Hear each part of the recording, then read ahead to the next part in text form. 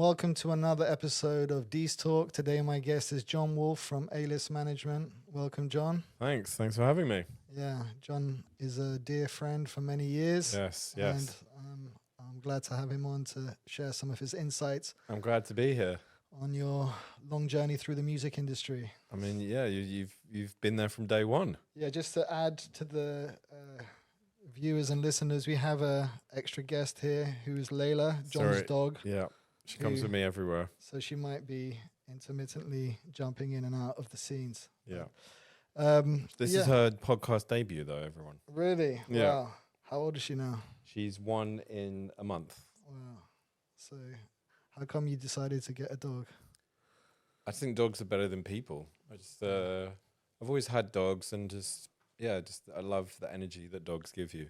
Yeah. I just think they're just so happy to see you, and it's just pure love, you know? So it's nice. Totally. I think it's what I needed in my life. Really? So, Why? Yeah. No, it's just nice to have that companionship. Have someone to cuddle. Yeah, it's nice. Get that oxytocin. Yeah, and someone's so happy to see you when you come home, and just good vibes, you know? Yeah, it's true. They are always happy to see you. Yeah. I guess there's no... Yeah. Let's start off with how you first got into the music industry then. As a good sort of start to give a bit of context. So I started out not knowing what I wanted to do in music, but I just knew I wanted to do something in music. I started out, as you might remember, just like DJing or wanting to produce music or just wanting to do anything. I didn't know what I wanted to do, but I knew I wanted to do something in music. You're just attracted to the industry.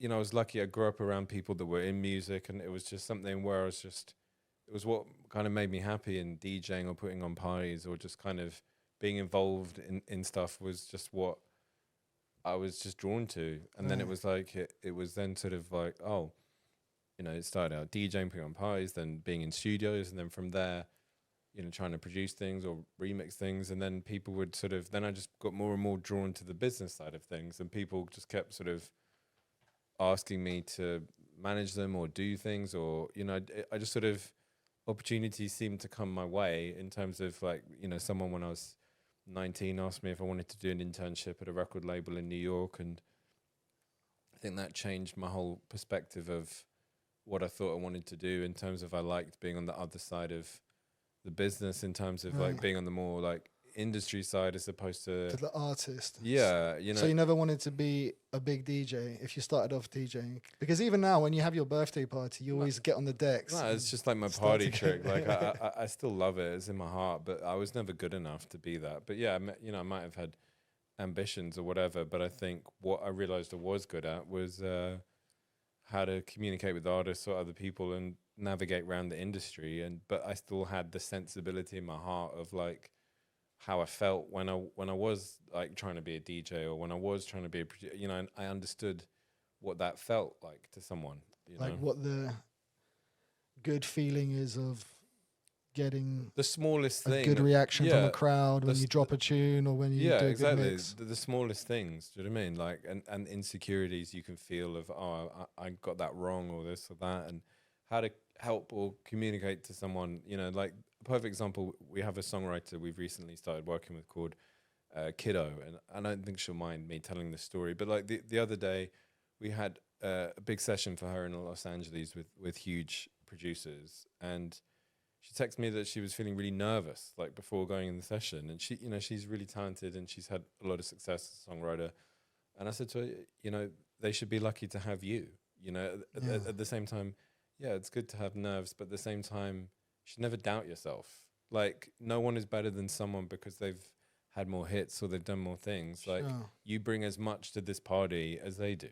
So with your artists, you just book them in with random producers who you think might be a fit, and you say, right, the session's booked at this time, turn up and get creative in this room with them. Well, no, it's kind of hope it works. It's less random. It's more kind of calculated in terms of, okay, well, we think this could be a good fit with this makes sense with this, and occasionally it's like you try something super random and it can work, sometimes I've been lucky that it has worked, and other times it hasn't worked, but you have to try and think, with producers or writers we work with, it's about thinking who could work well with who and how something can work.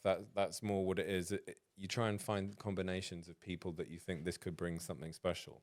Right. You know, it's not just kind of like, oh, here's a random person, go hang out with each other. Because you've got under your management both DJs, producers, singers, rappers. Yeah. What's your anything else?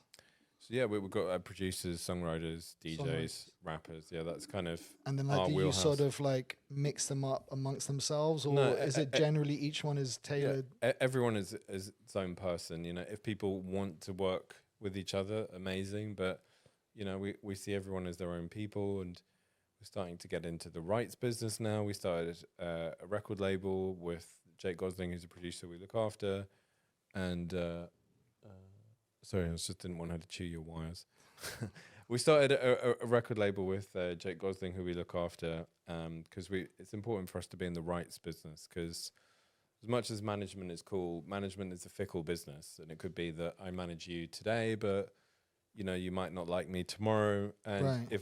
if we fall out, or you think I'm not a good manager, or Layla's a better manager, then and she agrees with that, then you know, what do we have? You know, if we're trying to sell a business in 5-10 years time, we need to own rights or things. So it's like we can find great people, and it's about being involved in the rights business. So we're the record label or the publishing company. So as a manager, you're just getting what, a percentage of all the artists you're managing's annual income? Yeah, exactly that. So we're getting 20% of their income. Is that always what the deal is? Yeah, it's always That's what the quite deal is. Yeah, easy then. It's not too Look, complicated. sure, but at the same time, you know, it's like Is that if 20% of everything? yeah, but it's like if it's like brand new artist with nothing going on, and we've got to be more than the manager. We've got to be the record label. We've got to be everything. Then in that situation, we try and push for 40 or 50%, because in that situation, we're doing so much more than being a manager. We're being a record label. We're being a publisher. We're being everything in that situation, and it's like we have to be remunerated accordingly, because otherwise it's crazy. You know, once obviously they get bigger, obviously it scales down. You know, like, because that's just. And they can just leave you then, or what's the deal with the contracts you have with them? Is it like, I have you for life, 20%? No, I invest in you. No. That's the thing. There's no kind of loyalty in management. But then if they leave, you've got a sunset clause of say like 5 and 5 years. And it's like 5 years at the rate you've negotiated and 5 years at a lesser rate. But that's the thing. So how does a sunset clause work? So say I'm managing you, and you leave us tomorrow. Everything that we've done together during the term of our management period, from the day we've started to the day you fire us, we will then commission on for 5 years at the agreed rate that we agreed, and then it will decrease to say 10% for additional 5 years. Right. Okay. So you're still earning. But that's why you want to be in the rights business. That's why we're doing this record label with Jake. That's why, we're looking at other labels and ventures we want to do, because in the rights business, we have much longer terms. We can do things for much longer periods of time.